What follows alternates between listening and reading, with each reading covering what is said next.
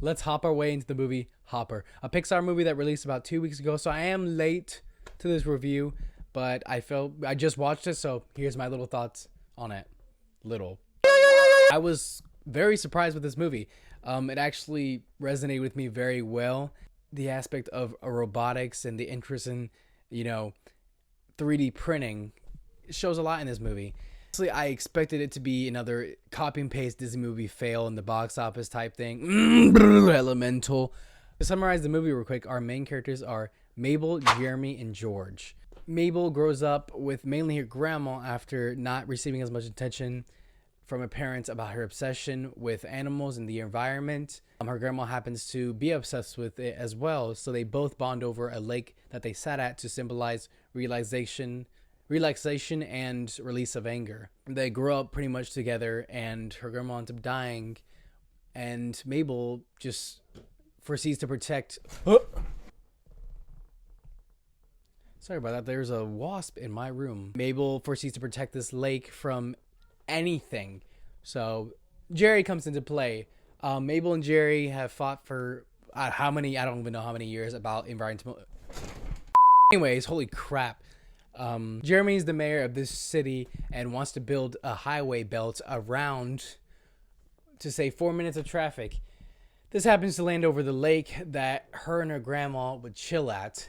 Mabel doesn't like that.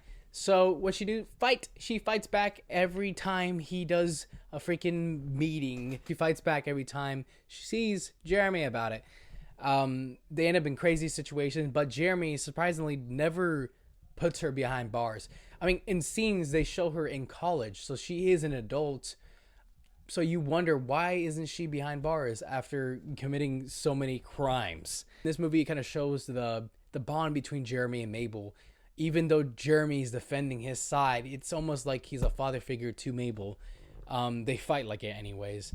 It kind of shows that he cares a little bit. But anyways, they fight into it. Mabel comes up with a clever idea on how to fight back with Jerry's situation. So her teacher ends up having this technology where you could possess an animal like animatronic and basically move around as an animal, but in the process you're transferring your consciousness to a robot. She uses that to try to communicate with the beaver to patch up the dam and bring it back to life so Jerry can shut down his old situation. In the process of doing that, she violates the code of pond rules. Pond rules being the idea of if you gotta eat, you gotta eat. She got to meet the King George, which is obvious reference to King George. They end up meeting each other and they end up building a big bond to the point where George makes her his paw, whatever that is. They go on the backstory of George and how he became king and how his father kind of pretty much ditched him. It was very sad. Together they end up bringing back the old pond.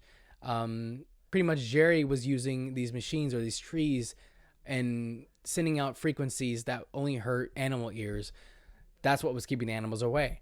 So they destroyed that. They brought back the pond, and Jerry didn't like that. So what he did, he brought more trees, blew up the dam, and yeah, they're back to square one. Mabel and George end up summoning the circle of kings. They and they make them mad because they end up squishing the little queen moth girl, whatever. They run away, and this whole situation sparks. So in the beginning of this movie, it does portray Jeremy as like a villain almost. Obviously, like seeming to wanting to hurt animals and their environments, but inside he doesn't.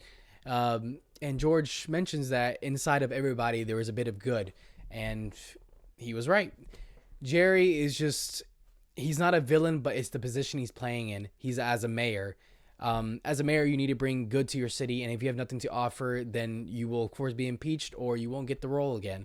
So he feels the need to bring this highway that will save people 4 minutes of traffic to get to work. So of course people are going to like that. They're not really thinking about the environment though. So it's really the position he's in that's kind of tough. I mean, it shows scenes with him taking care of his mom, which is absolutely adorable. And we all know is our main goal. It's not him that's evil, it's the role that he's playing. Again, Mabel and George end up bringing hellfire on everything against humanity. All the animals try to fight against humanity. And George ends up figuring out that Mabel is not a real beaver.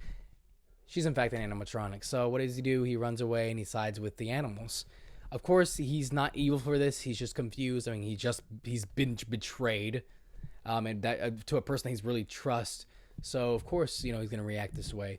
At the end, they end up reuniting Mabel and George, and they end up fighting back against a horrifying animatronic. This animatronic is no other than the weird-looking caterpillar thing. Apparently, that caterpillar thing wanted his mother to die so he can take over the world as king. He ends up being evil, so yeah, that's why he's a human animatronic, because he put his consciousness into a human-like animatronic and try to take over Jerry's position. He burned alive. Yes, he burned alive. And George and Mabel ended up getting there alive. And at the end, Jeremy offers to help Mabel to clean up the area of the mess they've made, instead of getting rid of wildlife. At the end, it shows a very good daughter-like father bond. And it's quite adorable. It kind of just shows the sympathy that Jeremy actually has for her, and he actually does care about her. The hopper technology the teacher had ended up being banned, but she came up with a new idea, a way to talk to pets. A collar kind of very similar to Up. I think that's a direct reference. That has to be. It's Pixar. But this time, Mabel ends up working for her. The ending to this movie was indeed happy, like it always is, but it wasn't happy enough. All right, so happy ending. They end up sitting in a rock together, but they can't even communicate properly. They're hearing meh, meh, meh. That's all they're hearing from each other. The only way they can communicate is by a phone. It's adorable, absolutely adorable, but not efficient at all. So that's the only part that kind of like, but it was a happy ending, and I loved it, and it was an amazing ending to the movie. That's all I asked for, though. Can they communicate again? Why didn't she just keep the earbud thing so she can communicate with him? That's the thing with this movie. They do a great job at showing the idea of being able to communicate with animals with this earbud thing. Really did a good job at showing the animals' perspectives.